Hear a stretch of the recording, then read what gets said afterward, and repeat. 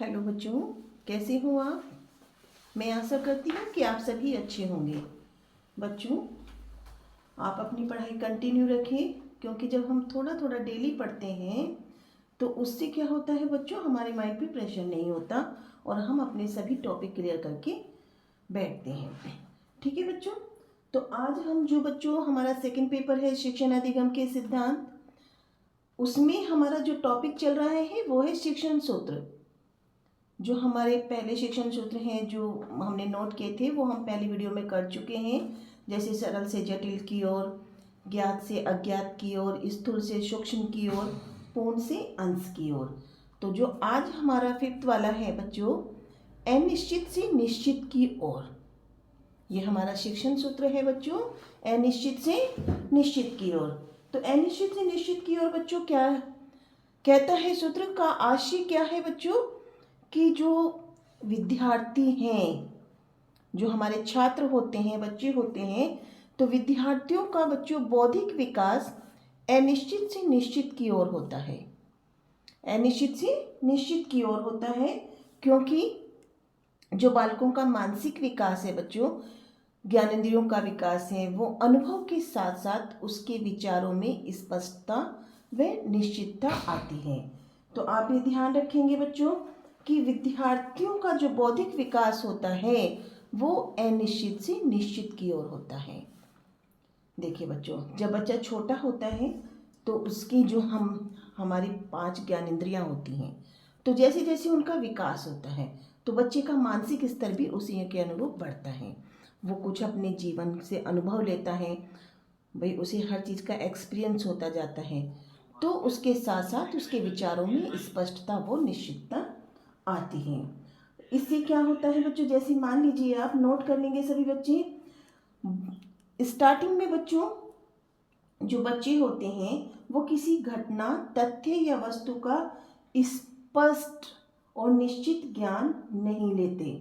उन्हें क्या होता है, कोई वस्तु स्पष्ट और निश्चित ज्ञान उनका नहीं हो पाता है। अनुभव और परिपक्वता के अभाव में वो कल्पना की अधिकता के कारण उसके बारे में अपने मन में कुछ कुछ विचार बना लेते हैं, उसके बारे में सोचते हैं कि वो ऐसे होते हैं। जो उनके विचार कैसे होते हैं, अस्पष्ट होते हैं और अनिश्चित होते हैं। ठीक है।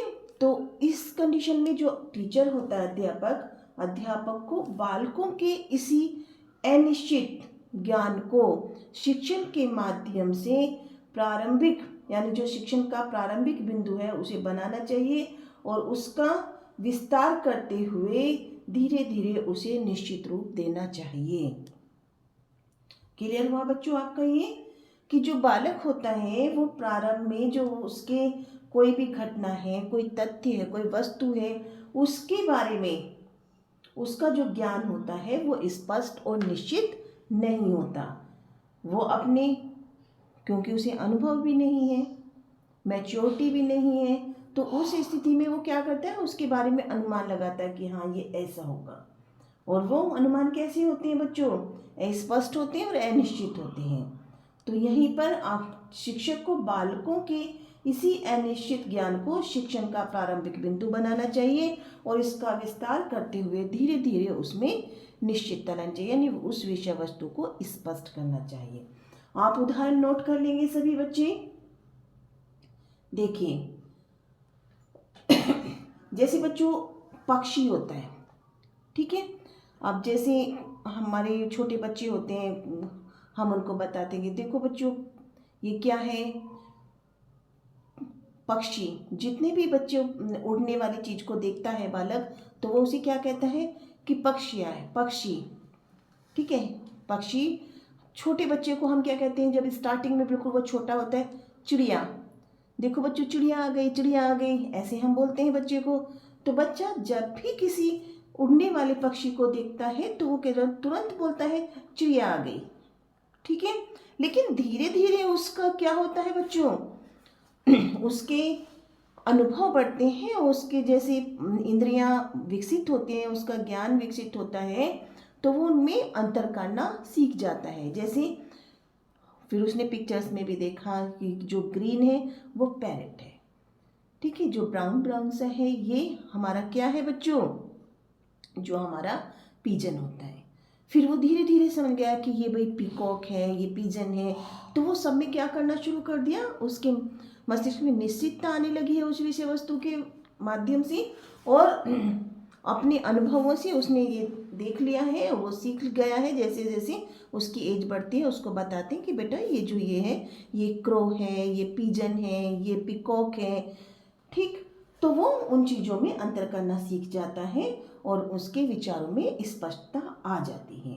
अब हम बात करते हैं, जैसे बच्चों, अगर किसी अध्यापक को ठीक अपने देश की विशेषताओं के बारे में उनसे संबंधित छात्रों को जो अस्पष्ट और निश्चित ज्ञान नहीं है, तो शिक्षक वहाँ पर क्या ले जाता है, मानचित्र ले जाता है, मॉडल ले जाता है, चार्ट और उदाहरणों के माध्यम से उसमें निश्चितता लाने का प्रयास करता है।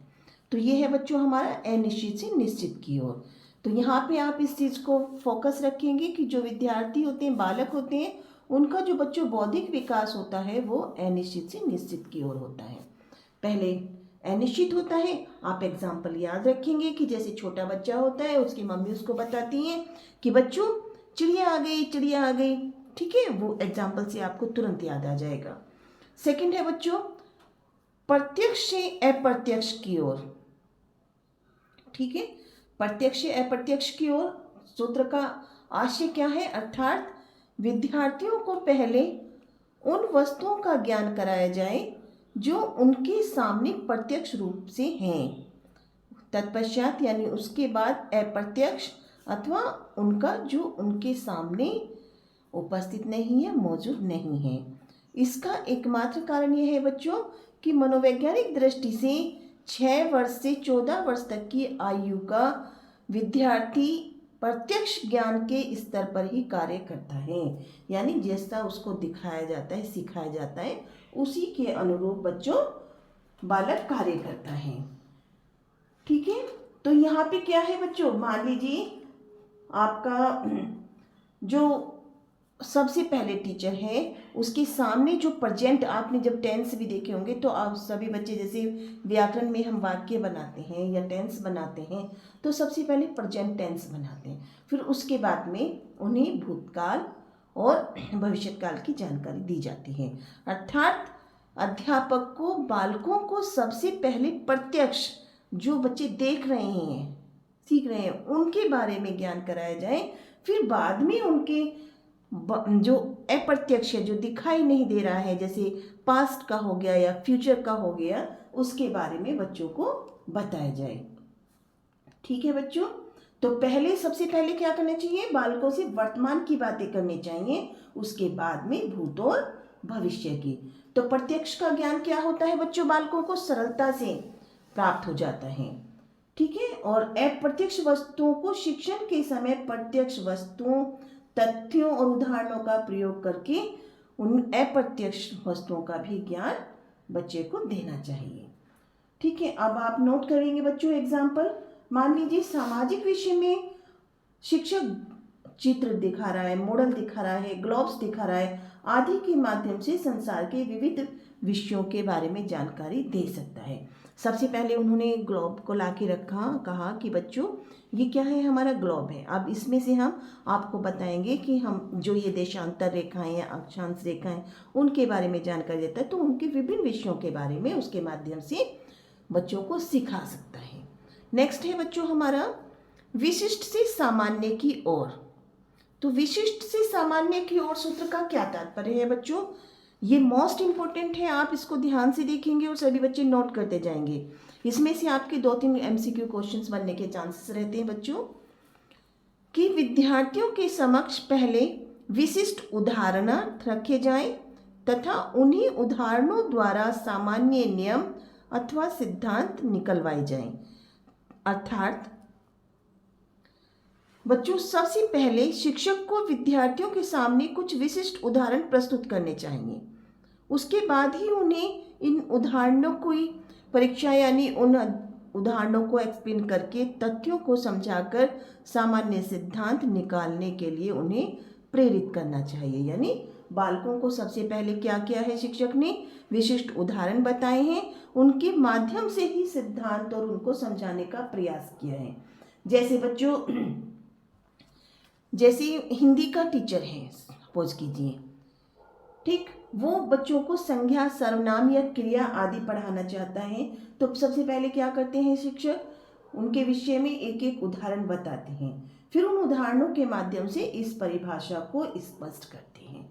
तो पहले उन्होंने उदाहरण बताया, जैसे आपने पढ़ा होगा कि जब आपने संज्ञा को पढ़ा तो संज्ञा में बताते हैं किसी व्यक्ति, वस्तु, स्थान या भाव के नाम को संज्ञा कहते हैं। अच्छा बच्चों ये बताओ व्यक्तिगत वाचक क्या होता है, आपको पता है ना बच्चों, उदाहरण पे बताइए, व्यक्तियों के नाम बताओ। आप अपने फ्रेंड के नाम बताएंगे, मोहन, सोहन, चलिए ये तो ठीक है। स्थान के नाम कैसे होंगे भाई, आप जिस प्लेस पे रहते हो वहाँ का नाम बताएंगे, आपके मामा जी कहाँ रहते हैं वहाँ का नाम बताएंगे। तो ये क्या है बच्चों, उन्होंने उदाहरण दिया है शिक्षक ने, फिर उसके बारे में संज्ञा की परिभाषा को या नियम तथ्यों को स्पष्ट किया है। बच्चों विशिष्ट से सामान्य सूत्र को विज्ञान, गणित तथा व्याकरण शिक्षण में ये सूत्र विशेष उपयोगी होता है, और इस सूत्र को बच्चों दृष्टांत से सिद्धांत की ओर ले जाना भी कहते हैं। ठीक है, यहाँ से एमसीक्यू क्वेश्चन बन जाता है बच्चों कि दृष्टांत से सिद्धांत की ओर सूत्र को अन्य किस नाम से जाना जाता है, विशिष्ट से सामान्य की ओर। ओके बच्चों, एक एमसीक्यू क्वेश्चन बच्चों यहाँ से बनता है कि आगमन विधि में भी इसी सूत्र का प्रयोग किया जाता है, अर्थात आगमन विधि में कौन से सूत्र का प्रयोग किया जाता है, विशिष्ट से सामान्य की ओर। हो गया बच्चों क्लियर कि विशिष्ट से सामान्य की ओर क्या है कि जो अध्यापक है पहले बालकों के समक्ष विशिष्ट उदाहरण प्रस्तुत करता है, फिर उसके माध्यम से सिद्धांत और नियमों की जानकारी बालकों को देता है। नेक्स्ट हम करते हैं बच्चों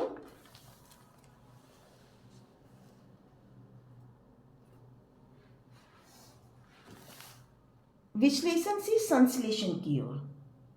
ठीक, अब विश्लेषण और संश्लेषण, जो साइंस के बच्चे हैं सभी समझ गए होंगे कि विश्लेषण का मीनिंग क्या होता है बच्चों, यानी किसी विषय वस्तु को, किसी वस्तु या पदार्थ को टुकड़ों में विभाजित कर लेना, और संश्लेषण का मतलब क्या होता है, उनको जोड़ देना।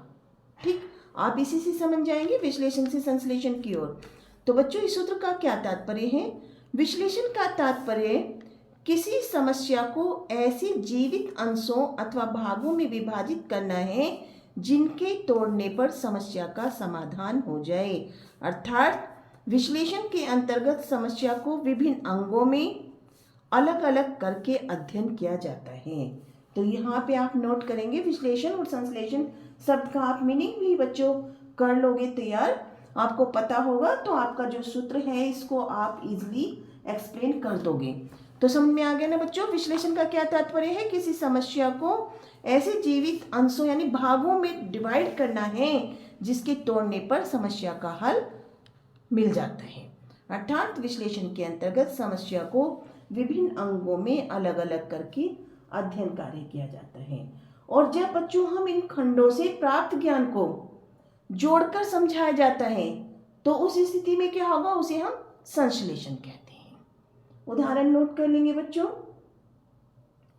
देखिए, अगर बच्चों को अध्यापक शिक्षक जो है वो छात्रों को पढ़ा रहा है और उसे उत्तर प्रदेश के विभिन्न जिलों की जानकारी देनी है, तो सबसे पहले क्या होगा बच्चों, उत्तर प्रदेश, फिर उसके सभी जिलों की स्थिति और विशेषताओं की जानकारी उनको कराई जाएगी, और अंत में सभी को पुनः समेकित करते हुए उत्तर प्रदेश की जानकारी दी जाती है।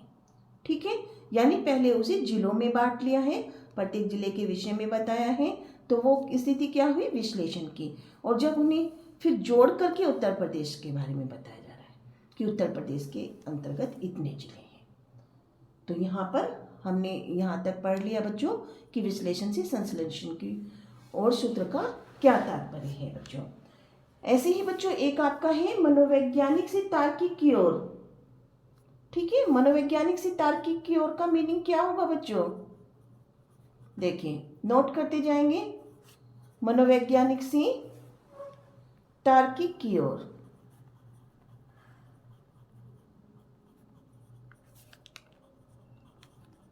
ये हमारा सूत्र है, इसका तात्पर्य क्या है बच्चों, अर्थात बालकों को कोई विषय जब उनकी रुचि आयु, जिज्ञासा, शारीरिक और मानसिक शक्ति को ध्यान में रख कर के पढ़ाया जाता है। अर्थात उस विषय या पाठ्य वस्तु को प्रधानता ना देते हुए बालक की आयु को, उसकी रुचि को, उसके स्तर को प्रधानता दी जाती है। तो शिक्षण अधिक कैसा होगा बच्चों? शिक्षण कार्य अधिक प्रभावशाली होगा। ठीक है। साथ ही विषय को रुचिपूर्ण बनाते हुए एक स्वाभाविक विकास क्रम में हमें पढ़ाना चाहिए। विषय जिस रूप से प्रारंभ होता है उसे आगे बढ़ाते हुए उसी रूप में क्रमबद्धता का अन्य छात्रों को कराना चाहिए। यानी जो ये हमारा मनोविज्ञान से तार्किक की ओर है बच्चों सिद्धांत, ये छोटी कक्षाओं में विशेष उपयोगी होता है, क्योंकि बच्चों के स्तर को, उनकी रुचि को ध्यान में रख करके ही हमें उन्हें कार्य कराना चाहिए। आप एग्जाम्पल में देखेंगे बच्चों, मान लीजिए भाषा में अध्यापक को भाषा में शिक्षण का तार्किक क्रम, सबसे पहले बच्चों को वर्णमाला सिखाते हैं, फिर उसके बाद ध्वनि के पश्चात, यानी पहले वर्णमाला के वर्ण सिखाए, फिर उनकी जो स्वरों की मात्राएं होती हैं उनका ज्ञान कराया, फिर उसके तत्पश्चात ही बच्चों को वाक्य बनाने सिखाए जाते हैं। तो ये क्या है बच्चों? एक मनोवैज्ञानिक क्रम है। ठीक है। बच्चों की रुचि को, उनके आयु स्तर को ध्यान में रख करके उनको पढ़ाया जाता है। तो ये मनोवैज्ञानिक से तार्किक की ओर सिद्धांत है, हमारा सूत्र है बच्चों। तो यहाँ पे हमारे शिक्षण सूत्र कंप्लीट हो गए हैं बच्चों। ठीक, आई होप कि आपको अच्छे से समझ में आ गए हो। अगर कोई डाउट हो तो बच्चों आप मुझे कमेंट बॉक्स में अवश्य बताएं, और सभी को अच्छे से क्लियर हो गए हो तो वीडियो को लाइक करें और चैनल को सब्सक्राइब करें। Thank you.